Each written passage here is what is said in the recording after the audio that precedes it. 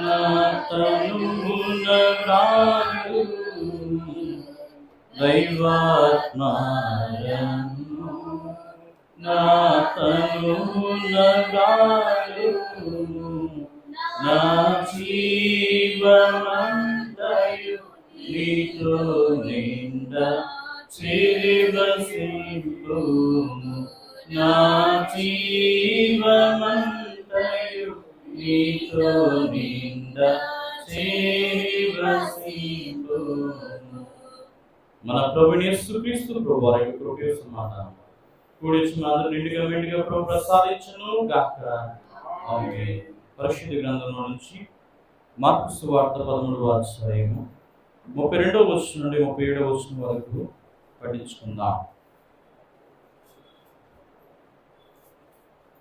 Mark సువార్త 13:32 నుంచి 37 వరకు. ఆ దినమును గూర్చి ఆ గడియను గూర్చి తండ్రి తప్ప ఏ మనుష్యుడైనను పరలోకమందలి దూతలైనను కుమారుడైనను ఎరుగరు. జాగ్రత్త పరుడి, మెలకుగా ఉండి ప్రార్థన చేయండి. ఆ కాలం ఎప్పుడు వచ్చినో మీకు తెలియదు. మనుష్యుడు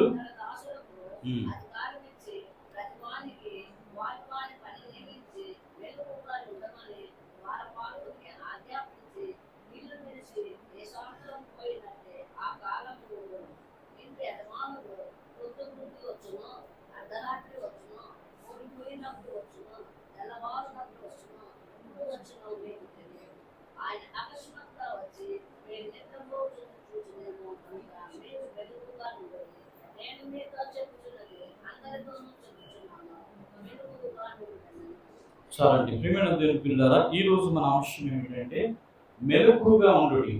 ఇది చెప్పండి, మెలకుగా ఉండండి. అంటే మెలకుగా ఉండడం అంటే అర్థం ఏంటి అంటే నిద్రపోవటము, మెలకుగా ఉండడం. చాలా మంది నిద్రపోతున్నట్టుగా కళ్ళు మూసుకొని అలా ఉంటారు. దాన్ని ఏమంటారండి? ధ్యానం. అవేక్నింగ్ ఉంటుంది, మనసులో ఏముంది, మనకి మెలకు ఉంటుంది, కానీ కళ్ళు మూసుకొని అలాగా ఏం చేస్తాం, కాసేపు సేరపడతాం. మన జీవితంలో అలా ఉండాలి తప్ప ఏమవుతుంది, పూర్తిగా నిద్రావస్థ స్థితికి వెళ్ళకూడదు.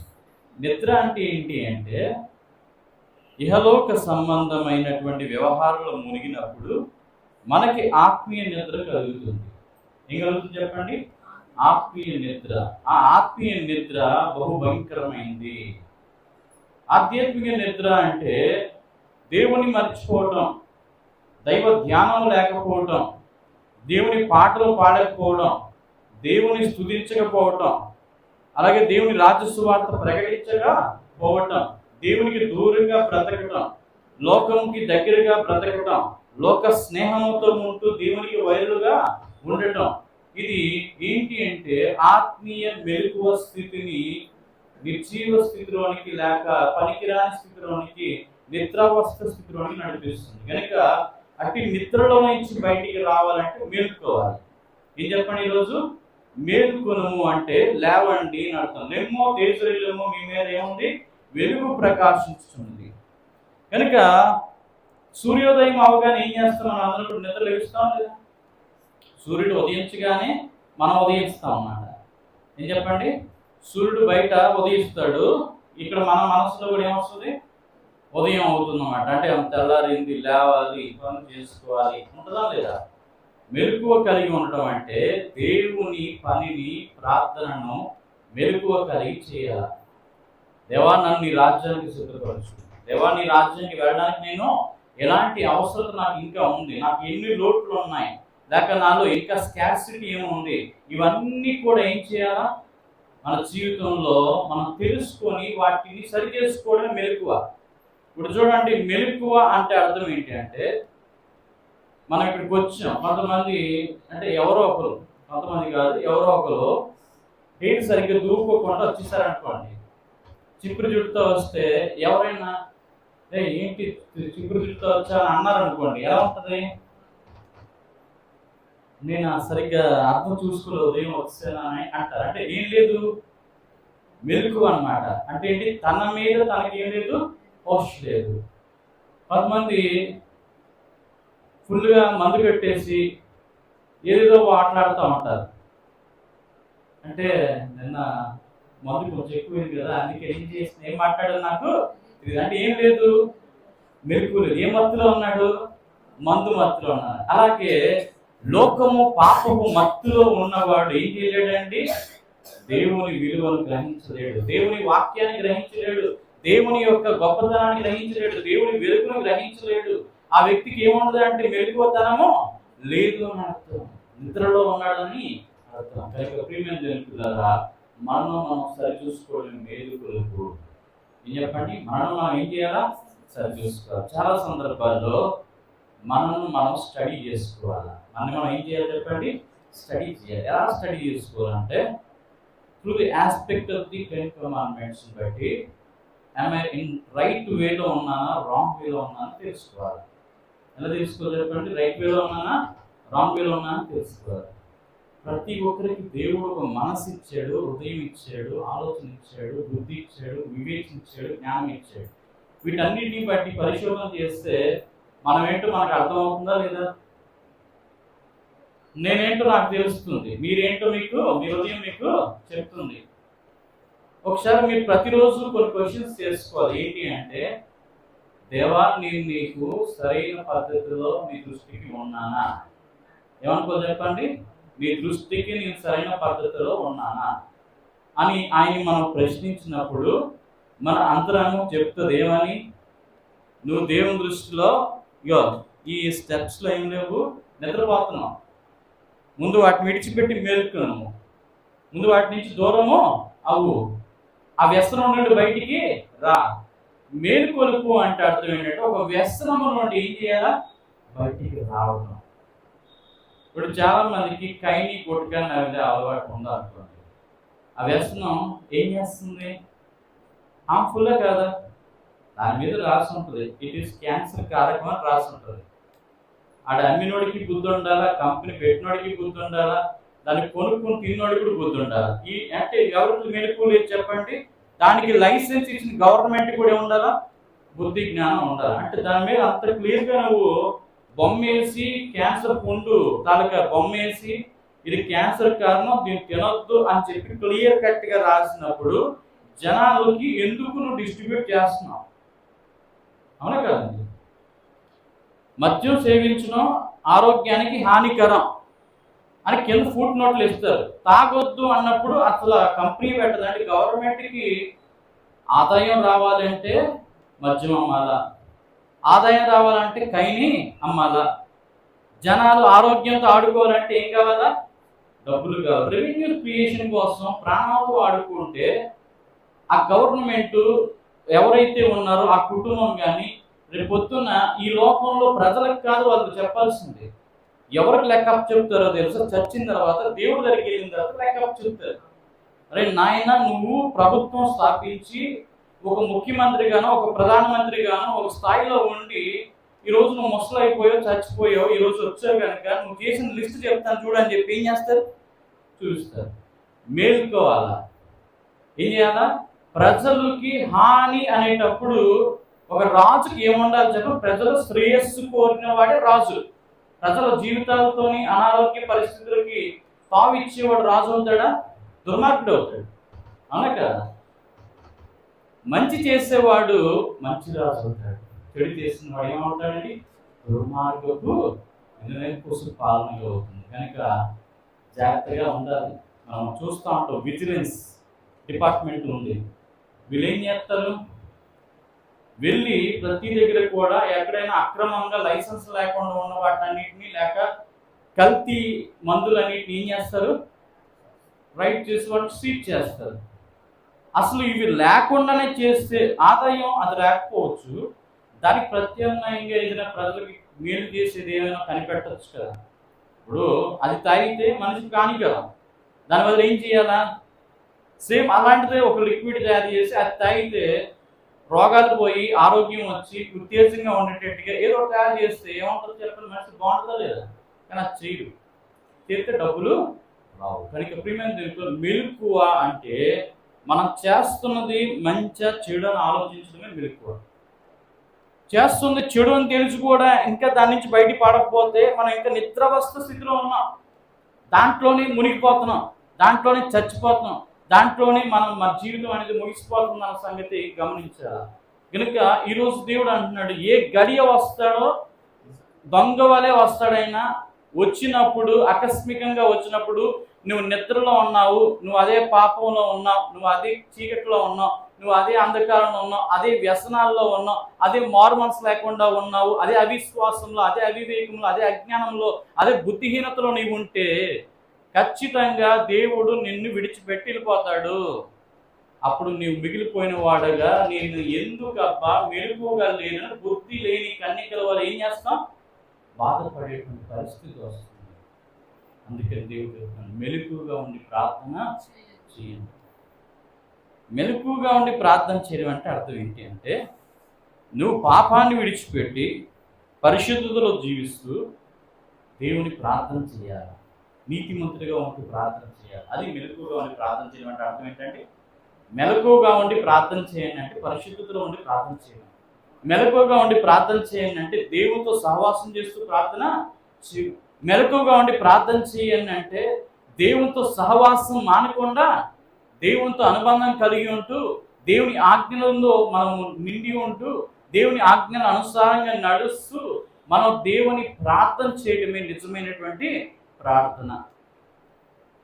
నేను ఆ వ్యసనాలు మానను, ఆ పాపం మానను, ఆ దుర్మార్గ పనులు మానను, నేను ఇలాగే ఉంటాను అనుకుంటే నువ్వు అలాగే ఏమైపోతావు, గోతులోనికి వెళ్ళిపోతావు. దాని నుంచి ఎవరు కూడా ఏం చేయలేరండి, తప్పించిన నాదుడు లేడు. మనిషి జీవితం చాలా చిన్నదండి, ఎప్పుడు రాలిపోతుందో కూడా మనకి తెలియదు. ఈ రాలిపోక ముందు మనం ఏం చేయాలా, దేవుని మీద ఆనుకొని ఉండాలా. రాలిపోదువో నీవు, కూలిపోదువో తెలియదురా నీకు ఏ గడియో. రాలిపోదువో నీవు, కూలిపోదువో తెలియదురా నీకు ఏ గడియో. పువ్వురాలు విధముగా రాలిపోదువో, పువ్వురాలు విధముగా రాలిపోదువో. అయ్యో మానవా ఇది మాయరా, మానవా ఇది మాయరా. నీవు పోయినప్పుడు ఏడ్చెదరే గాని ఎవ్వరు రారయ్యా నీ వెంట. నీవు పోయినప్పుడు ఏడ్చెదరే గాని ఎవ్వరు రారయ్యా నీ వెంట. ఎందరు ఉన్నని ఒక్కడివే, ఎందరు ఉన్నని ఒక్కడివే. అయ్యో మానవా ఇది మాయరా, మానవా ఇది మాయరా. కనుక ప్రియమైన దేవులారా, ఈ జీవితం రాలిపోయేది, పువ్వు రాలినట్టు రాలిపోయేటువంటి అల్పకాల ఆయుష్కాలంలో ఎన్నో జంజాటకంలో, ఎన్నో కుతంత్రాలు, ఎన్నో మాయలు, ఎన్నో రకాలైనటువంటి అలవాట్లు మనం చేసుకొని దేవునికి దూరస్తులయ్యి నిద్రావస్థ స్థితిలో, మత్తు స్థితిలో ఉంటే దేవుడు మనల్ని తన రాజ్యాన్ని తీసుకెళ్ళడానికి వచ్చినప్పుడు మనం మెలకువగా లేకపోతే మనం మిస్ అయిపోతాం. ఎవరిని? The golden chance of heaven we will miss. కనుక ఎవరు కూడా ఏం చేయాలండి, లోక ఆడంబరంలోనో, లోకంలోనో, లోక సంతోషాల్లోనో మునిగి తేలేటువంటి స్థితి నుంచి ఒక ఉంటే మన మనసును మళ్లించుకుంది ఎవరి వైపు? దేవుని వైపు మళ్లించుకుందాం. దేవునితో సహవాసం చేద్దాం. అనుదినం బైబిల్ పఠించండి, అనుదినం అధ్యయనం చేయండి, అభ్యాసం చేసుకోండి. మన బ్రతుకుని మార్చుకోవడానికి ఏం చేద్దాం? ప్రయత్నం చేద్దాం. మన క్రియలు మార్చుకోవడానికి ప్రయత్నం చేద్దాం. దేవుడి మీద అమితమైనటువంటి అభిలాష కలిగి ఉందాం. ఎప్పుడు ఏ జాము, ఏ గడియ ఏమి జరుగుతుందో ఎవరికి కూడా తెలియదు. అటువంటి గడియలో అటువంటి ఆకస్మికమైనటువంటి పరిణామాలు జరుగుతాయి కనుక మనం జాగ్రత్తగా ఉంటూ అనేకులు జాగ్రత్త పరచడమే మెలకువ కలిగి ఉండడం అన్నమాట. ప్రియమైన దేవుని పిల్లరా, ఒక డాగ్ ఉంటుంది అవేర్నెస్ అన్నమాట. అంటే చూడండి, మీ ఇంటికి కాపలా కాసి కుక్క ఏం చేస్తుంది? చాలా మెలకుగా ఉంటుంది. ఒక్క చిన్న చప్పుడు వినిపిస్తే చాలా డాగ్ ఏం చేస్తుంది, వెంటనే లేస్తుంది అన్నమాట. లేచి ఏం చేస్తుంది, అరుస్తుంది. ఎవడో వచ్చాడు కొత్తవాడు అని చెప్పి ఏం చేస్తుంది, అరుస్తుంది. కనుక ఒక కుక్కకు ఉన్నటువంటి ఆ వాచ్ఫుల్ డాగ్ ఎంతైతే జాగ్రత్తగా కాపలా కాస్తున్న ఇంటికి, మనం కూడా అంతగా మన ఆత్మీయ జీవితానికి కాపలా కాసుకోవాలి. గుర్తుపెట్టుకోండి, మన ఏ జీవితానికి కాపలా ఉండాలి, మన మెలకువ ప్రార్థన మన ఆత్మీయ స్థితికి కాపలా ఉంటుంది. మెలకువ స్థితి అంటే అర్థం ఏంటంటే మనం అవేక్నింగ్లో ఉండాలి. కనుక మనము జ్ఞానముతో ఉండాలి, మనం వివేచన కలిగి ఉండాలి, మనం చేస్తుందో మనకు తెలియాలి. అందుకని ప్రతిరోజు దేవుని వాక్య విరుద్ధమైనటువంటి పనులు ఏం చేస్తున్నాం, దేవుని వాక్య సానుకూల పరిస్థితుల్లో ఉన్న పనులు ఏం చేస్తున్నాం అనేది ఏం చేయండి, ఒక డైరీ మెయింటైన్ చేసుకోండి. ఏం చేయాలా, చాలామందికి మనకి ఏముండదు, అవకాశం ఉండదు. ఏంటి అవకాశం ఉండదు అంటే మనం రాసుకోవడానికి అవకాశం ఉండదు, టైం ఉండదు, వీలు ఉండదు. మన లైఫ్కి మనమే ఏమవ్వం చెప్పండి, టైం అనేది ఇచ్చుకోలేము. కనుక ఏ రోజు ఆ రోజు మనం రాసుకున్నాం అంటే మన గురించి రాసేవారు ఉన్నారు. ఎవరు, కుడివైపున ఒక దేవదూత, ఎడమవైపున ఒక దేవదూత ఉండి ఏం చేస్తున్నారు, we are writing, recording each and every incident what we are doing in the life of everyone. కనుక ప్రతి ఒక్కరి జీవితంలో ఏం జరుగుతుందో దాన్ని ఎవరు రికార్డ్ చేస్తున్నారు, ఆ విషయాన్ని దేవుడు, దూతలు చేస్తున్నారు. రేపు పొద్దున అక్కడ ఆ గ్రంథంలో ఏమవుతాయండి, విప్పబడతాయి. విప్పబడినప్పుడు ఆ గ్రంథంలో మన గురించి ఒక పెద్ద యూనివర్సల్ స్క్రీన్ వచ్చింది అనమాట. ఎక్కడ ఆకాశం అంత తెరస్తాడు, ఆ తెర మీద చూపిస్తున్నప్పుడు జనాల మధ్యలో నువ్వేం చేస్తావు అనేది ఎక్కడికి అనిపిస్తుంది, యూనివర్సల్ తెర మీద అక్కడ చేసిన తప్పులు కానీ మన కోపం కానీ. అందుకే నేను కొన్ని సందర్భాలు మనం చూస్తూ ఉంటాను. కనుక వీడియో రికార్డ్ అంటే పెళ్ళిళ్ళలో కొంతమంది ఏం చేస్తుంటారంటే వీడియో ఆడని షూటింగ్ చేస్తాడో మనకు తెలియదు. మన ప్రతి ఇన్సిడెంట్ని, మళ్ళీ ప్రతి మూమెంట్ని ఏం చేస్తారు, రికార్డ్ చేస్తాడు. చేయగానే అక్కడ మనం ఏదో ఒక పని చేస్తాం. అంటే ఏంటి, లడ్డూలు ఉన్నాయనుకోండి, బాగా నచ్చినాయి కనుక ఏం చేస్తారు, తీసుకొస్తున్నప్పుడు లడ్డు ఇరిగిపోయింది. ఇరిగిపోయిన లడ్డు పెడితే బాగుండదు అని చెప్పి ఏం చేస్తారు, గొప్ప ఏదో కావాలంటే కవర్ ఎవరు అది తీసుకొని దాంట్లో పెట్టేసి ఏం చేస్తారు, అది మళ్ళీ ఎవరు కనిపించుకున్నా అంటే మళ్ళీ ఏదో ఏం చేస్తాం, దాన్ని కప్పేసి ఆడ పెడతాం. ఆ స్టిల్ని వాడు ఏం చేస్తాడు, ఇదేదో బాగున్నట్టు ఉందని చెప్పి ఏం చేస్తాడు, షూట్ చేస్తాడు. అంటే తీసింది, ఇరిగిపోయింది, పెట్టింది కూడా చేస్తాడు. అది మన పెళ్ళిలో ఆ మూమెంట్ని ఆకస్మికంగా వచ్చింది అనుకోండి, ఒకసారి షాక్ అయ్యి ఆ సీన్ కట్ చేయకుండా ఏం చేశారని చెప్పి ఎవరు పట్టుకుంటాం, ఆ కెమెరా మ్యాన్ పట్టుకుని నీ బుద్ధి జ్ఞానం లేదా, అలాగే చేస్తావు ఎందుకు, నీకు తీమంది ఏంటి, నువ్వు చేసింది అంటే కెమెరా మ్యాన్ ఇక్కడ వాడు అపశృతిగానో ఆకస్మికంగానో ఏదో షూట్ చేశారు వేరే సంగతి. But everything is recorded. ఎక్కడ దేవుడు ఆయన సీసీ కెమెరా కళ్ళు దగ్గర ఈ యూనివర్సల్ స్క్రీన్ మీద ఏమవుతుంది, ఎవ్రీథింగ్ ఇస్ రికార్డెడ్. కానీ చాలా మంది సీసీటీవీ ఉన్నాయి జాగ్రత్త అంటే మాత్రం అక్కడ మళ్ళీ ఏం చేస్తాం, అక్కడ శుభ్రంగా ఉంటారు అన్నమాట. కానీ అసలు సీసీటీవీ ఎవరు చెప్పండి, దేవుడు. ఆయన కనిపించడండి, కనిపించదు. కానీ వాచ్ఫుల్ అంటే ఎవరు చూస్తున్నాండి, ఆయన కళ్ళకుండా నిన్ను ఏం చేస్తున్నాడు, చూస్తున్నాడు. మన మనసులో అనుకుంటుంది కూడా ఆయన వింటున్నాడు. మనం కూర్చోవడం, మనం లేవడం, మనం పడుకోవడం, తెల్లారి లెగిస్తే మనం ఏదైనా ఆలోచిస్తున్నాం అనుకోండి, ఆ టైంలో మీరు ఒక మాట అనుకోండి, ఏంటో తెలుసా, దేవా నువ్వు నన్ను చూస్తున్నావు, నా మనసు కూడా చూస్తున్నావు, నా ఆలోచన చూస్తున్నావు, నాకున్న బాధలు చూస్తున్నావు, నాకున్న వేదన చూస్తున్నావు, నాలో జయించలేనివి ఏవైతే ఉన్నాయో అవి కూడా నీకు తెలుసు. ఒకసారి నాకు వాటిని ఓడించేటువంటి శక్తి నాకు దయచేసి ప్రార్థన చేస్తాం అనుకోండి, ఏం చేస్తాడు దేవుడు, సాయం చేస్తాడు లేదా. అతను నిన్ను ఎప్పుడు చూస్తున్నాడండి, దేవుడు ఆయన నిన్ను ఎప్పుడు చూస్తున్నాడు, నువ్వు ఆయన చూడట్లేదు కానీ ఎవరు చూస్తున్నారు, నిన్ను దేవుడు చూస్తున్నాడు. చూస్తున్న దేవుడికి నువ్వు ఒకసారి చూడు ఆయన వైపు.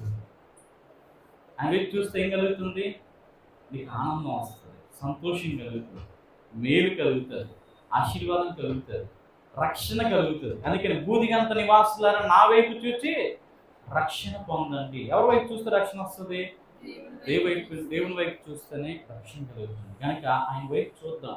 ప్రతిరోజు తెల్లాలేవగానే మొబైల్ ఫోన్ వైపు లేకపోతే ఇంక దేని వైపు మనం చూస్తూ ఉంటాం, అలవాటు. లేకపోతే ఏమన్నా నిద్రమత్తు ఇరగాలంటే ఏం చేస్తారు చెప్పండి? తెల్లారి ఫోన్ తీసి దాన్ని ఏదో చూసి ఆన్ చేస్తే కానీ ఏమవుతుందన్నమాట, ఆ స్క్రీన్ చూస్తే నిద్రమత్తు వదులుతుంది, లేకపోతే ఏం లేదు. ఇది అలవాటు. కానీ ఎవరిని చూడాలి? తెల్లారి లెగిస్తే దేవుని చూడాలి. ఎవరిని చూడాలి చెప్పండి? లేవంగానే మొదట మోకాల్లోని మనని లేపిన దేవునికి ఏం చేయండి? 2 చేతులు జోడించి, దేవా మరొక దినాన్ని నాకు గిఫ్ట్గా ఇచ్చావు. ఈ గిఫ్ట్ వ్యర్థం కాకుండా నా దినాన్ని ఏం చెయ్యు? ఈ దినం అంతా నీకు ఇష్టమైన రీతిగా బ్రతికించు, నన్ను ఇష్టమైన రీతిగా నడిపించు. ఈరోజు ఏ తప్పులు చేయకుండా నన్ను కాపాడు, నాకు మెలకువ దయచేయి. నా ప్రార్థన జీవితంలో, నా భక్తి జీవితాన్ని కాపాడు, నా ఆత్మీయ జీవితాన్ని కాపాడు. నేను ఏం చేసినా కూడా అది నీకు అనుకూలంగా ఉండేటట్టుగా దీవించు ప్రార్థన చేసుకోవాలి. ప్రతిరోజు ప్రతి వ్యక్తికి కూడా ఏదో ఒక రీతిగా కొన్ని పరిశోధన, ఇబ్బంది, కష్టము, భారాలు ఉంటాయి ఉండవా? Pressures and responsibilities everybody is having. ఇవన్నీ కూడా ఎవరికి హ్యాండ్ ఓవర్ చేస్తే సులువుగా ఉంటాయంటే దేవుడికి హ్యాండ్ ఓవర్ చేయాలి. Today my all works should be executed by your will. నీ చిత్త ప్రకారం ఏం చెయ్యు? జరిగించేసయ్యా అని ప్రార్థన చేయండి. చేస్తాడా లేదా? ఇంటికి చుట్టాలు వస్తున్నారు, వేస్తయ్యా మటన్ బిర్యానీ వండాలి, మరి ఉప్పు కారాలని సరిపెట్టేట్టుగా ఏం చెయ్యి? దీవించు అని ప్రార్థన చేసే వాళ్ళు కూడా చాలామంది ఉన్నారా లేదా? మంచి జ్ఞానం తెచ్చి చుట్టాలకి ఎక్కడ అమర్యాద జరగకూడదు. స్టార్టింగ్ ఎంట్రీ కానించి, భోజనం కానించి, మళ్ళీ వీడ్కోలు అంటే వెళ్ళేంత వరకు కూడా ఇట్ ఈజ్ ఎవ్రీథింగ్ వాళ్ళు సంతోషంగా రావాలి, సంతోషంగా వెళ్ళాలి. అలాగే చెయ్యి ప్రభు అని ప్రార్థన చేస్తాం.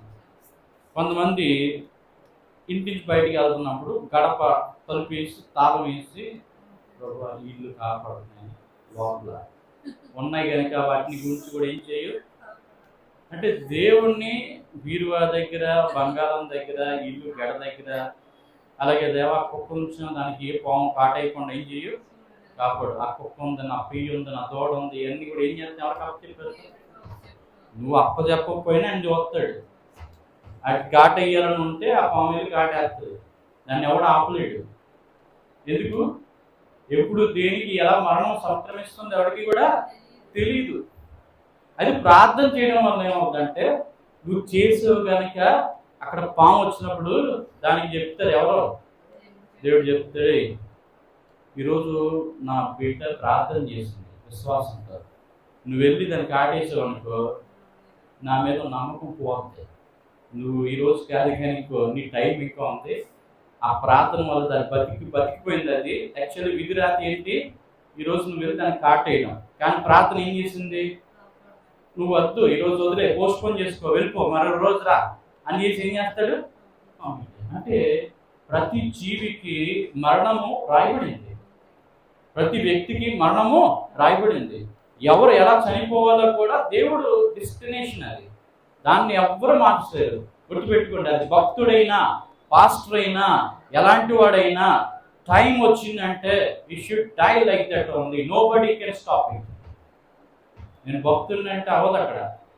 ఇప్పుడు చార్లీ కర్ట్ అనే వ్యక్తి ఎన్నోసార్లు రోడ్ల మీద టెంట్లు వేసుకొని ఏం చేశాడు? ఉపన్యాసాలు ఇచ్చాడు. ఆ రోజు ఎవరు చెప్పలేదు, బట్ ఆ పర్టికులర్ డేట్, పర్టికులర్ టైము ఆడికి ప్రేరేపణ రావడం ఏంటి? ఆ దొంగవాడు ఏం చేశాడు?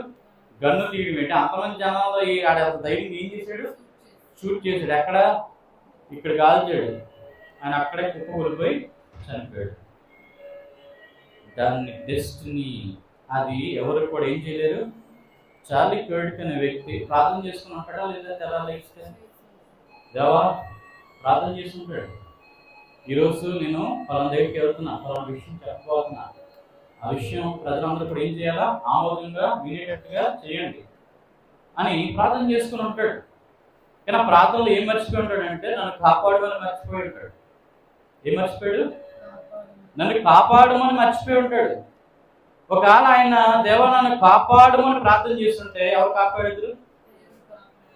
అందుకే గుర్తుపెట్టుకుని ఎప్పుడైనా సరే, యెహోవా యందు భయభక్తులు గల వారు చూపైన దేవతలకు కావలింటి వారిని రక్షించు అంటే అర్థం ఏంటంటే, అపాయం వచ్చినా కూడా ఎవరు కాపాడతారు? దేవుడు కాపాడతాడు. ప్రార్థన మనని శారీరకంగా కాపాడుతుంది, ఆత్మీయంగా కూడా కాపాడుతుంది. మెలకువ కలిగి ఉండడం అంటే మనం ఏం చెప్తున్నామో అవతల వ్యక్తి ఏమనుకుంటున్నాడో కూడా గ్రహించగలగడం. కొంతమంది ఏం చేస్తారు, నోటికి వచ్చింది చెప్పుకుంటా పోతారు. దానివల్ల ప్రయోజనం ఏమైనా ఉందా? నోటికి వచ్చింది చెప్పకూడదు, అర్థవంతమైన మాటే చెప్పాలి. దేవుని సువార్త ప్రకటించే వారు లోకపు విషయాల మీద మనసు పెట్టకూడదు. ఏం పెట్టకూడదు చెప్పండి?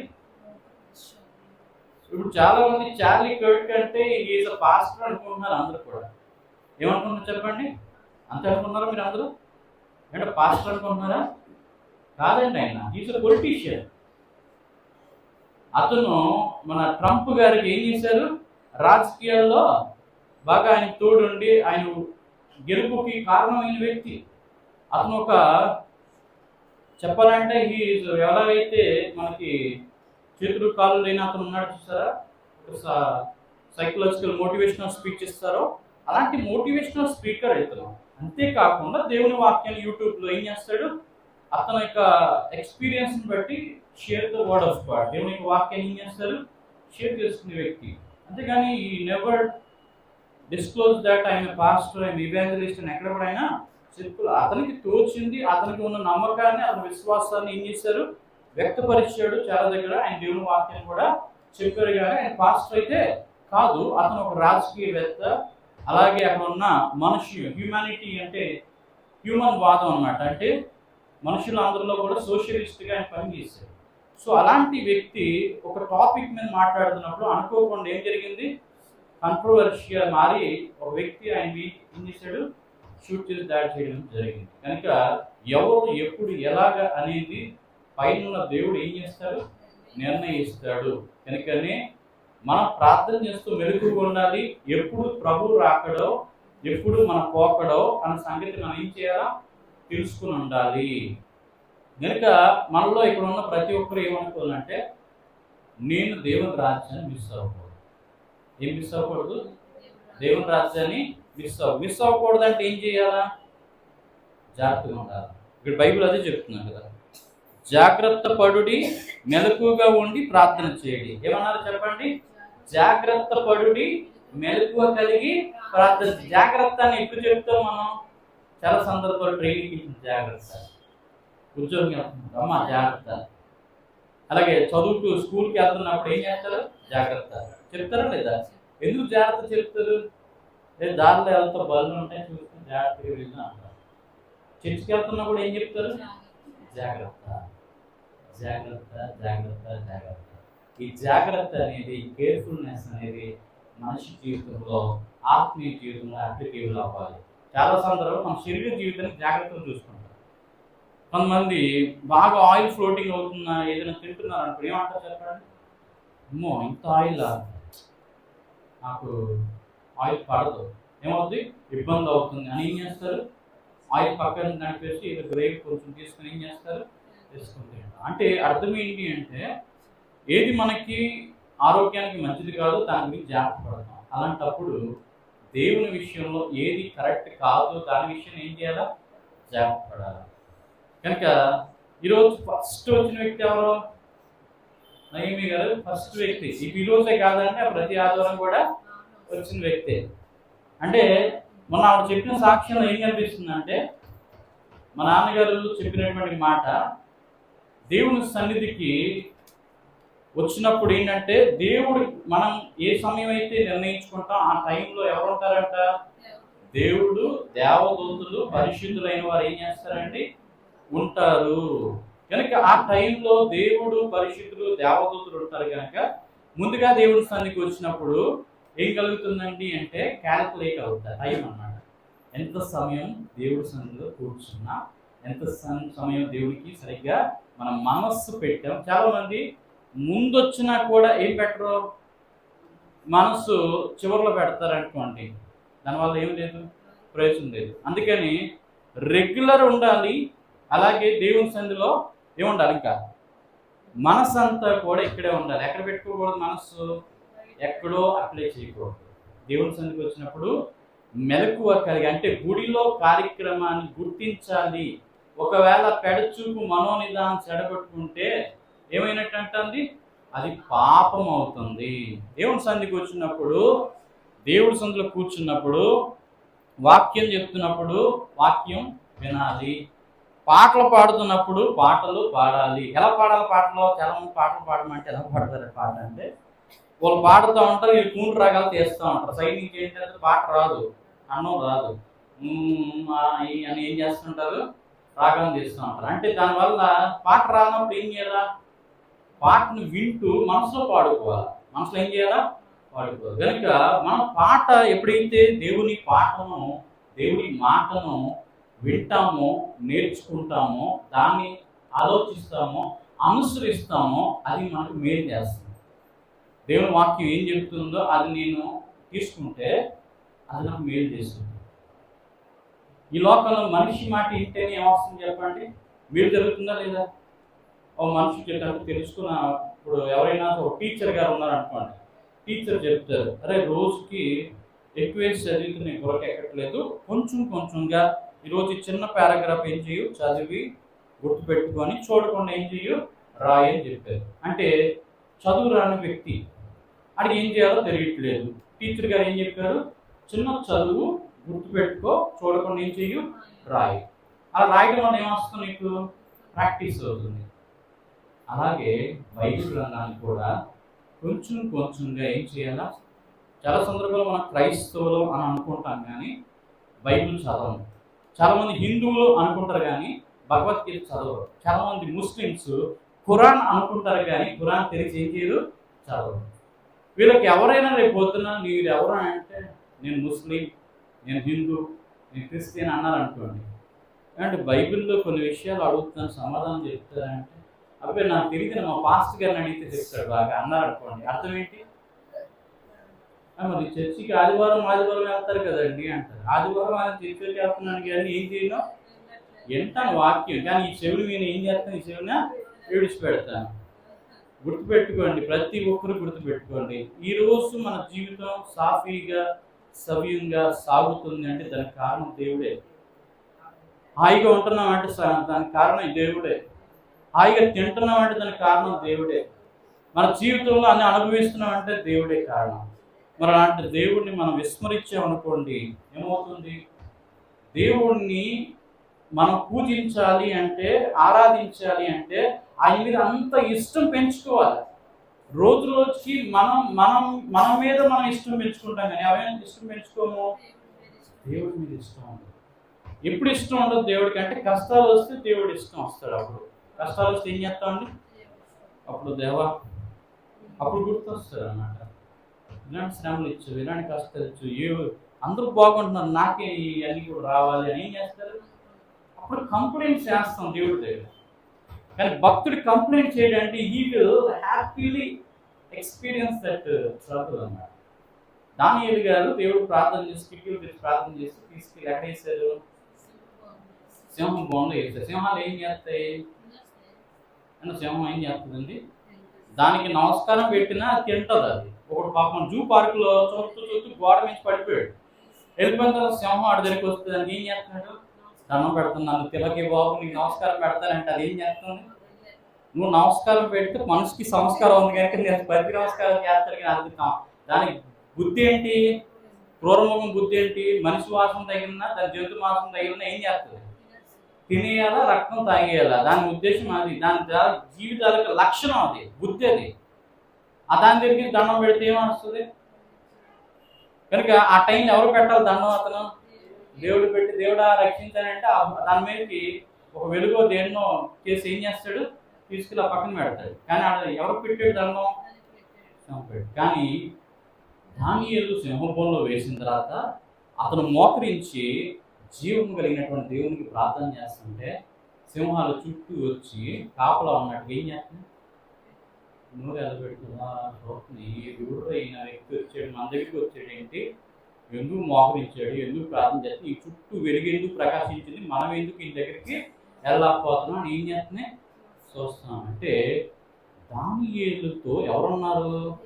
దేవుడు ఉన్నారు. ఇప్పుడు మీతో దేవుడు ఉండాలి అంటే మీరేం చేయాలా?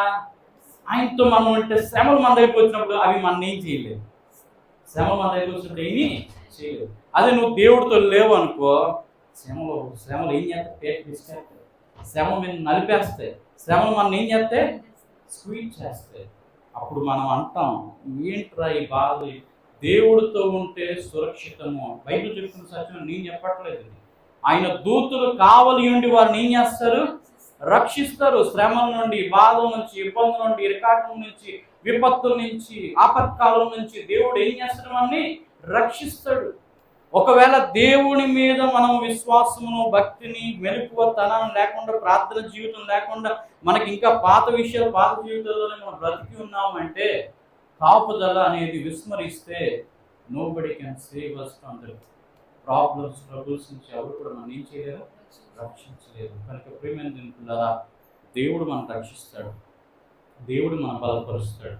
ఎప్పుడైతే ఆయన మీద మనం ఆనుకుంటామో, ఎప్పుడైతే మనం ఆయన మీద ఆధారపడతామో, ఎప్పుడైతే ఆయనకి మనం ప్రార్థన చేస్తాం మెలకువ కలిగి, అప్పుడు దేవుడు మనం ఏం చేస్తాడు? సురక్షితంగా నడిపించువాడై ఉన్నాడు. కనుక ప్రియమైన దేవులారా, అలాగే షడ్రక్, మేషక్, అబేద్నెగో వారు ఎవరి పక్షంగా ఉన్నారు? వీళ్ళు దేవుడి పక్షంగా ఉన్నారన్నమాట. వీళ్ళు దీంట్లో మెలకువ ఉన్నారంటే దేవుల్లో మెలకువ ఉన్నవాళ్ళు అన్నమాట. రాజు ఇచ్చాడు, ఆజ్ఞాపించాడు, చంపేస్తానన్నాడు, అగ్నిలో వేస్తానన్నాడు అన్నప్పుడు వీళ్ళకి ఏ మెలకువ ఉందంటే ఆత్మీయమైన వెలిగింపు ఉందన్నమాట. అగ్నిలో వేసుకొని ఒకవేళ దేవుడు చిత్తం అయితే ఏం చేస్తాడు? దేవుడు రక్షిస్తాడు, లేదంటే చచ్చిపోవడానికైనా సిద్ధం అని ఆ తత్వంలో దేవునిలో మెలకువతనం ఉంది కనుక వాళ్ళని వేసినప్పుడు 10 మంది ఆ సెగదగి ఏమైపోయారు? అగ్గిలో జారి పడిపోయారు. కానీ వీళ్ళు వెళ్ళిన వారు మాత్రం నాలుగో వ్యక్తితో సహా ఏం చేస్తున్నారు? అగ్గిలో తిరుగుతారు. అగ్నికి ఉన్నటువంటి గుణం ఏంటి చెప్పండి? దేనినైనా కాల్చివేయడం అగ్ని యొక్క లక్ష్యం. కానీ ఎందుకు కాల్చలేదంటే అక్కడ దేవునితో దిగొచ్చేసింది. దూత ఉంది కనుక ఆ దూత వీళ్ళ చుట్టూ ఏమేసింది? ఆ ఫైర్ వీళ్ళ చుట్టూ రాకుండా ఏం చేసింది? దూత కాపలా ఇచ్చింది. అంటే వాళ్ళు లోపల ఏసీలో ఉన్నట్టుగా ఏం చేస్తున్నారు? తిరుగుతున్నారు అన్నమాట. ఏసీలో ఉన్నట్టుగా ఏం చేస్తున్నారంటే వాళ్ళకి ఏసీ, బయట ఉన్నోడికి ఏమి అగ్గి. వాళ్ళు చివరికి గాజు చూసి ఆ యొక్క సన్నివేశాన్ని ఏం చేశాడు? బయటికి రమ్మనగానే బయటకు వచ్చిన తర్వాత రాసు విడిచిపెట్టలేదండి. వాసన, అగ్ని వాసన తగులుతుందేమో అని బట్టల దగ్గరికి వచ్చి వాసన చూసి బట్టలు కాలయ్యా, ఇంట్రు కాలిందా, రోమాలు ఏమైనా కాలయ్యా అని ఏం చేస్తున్నాడు?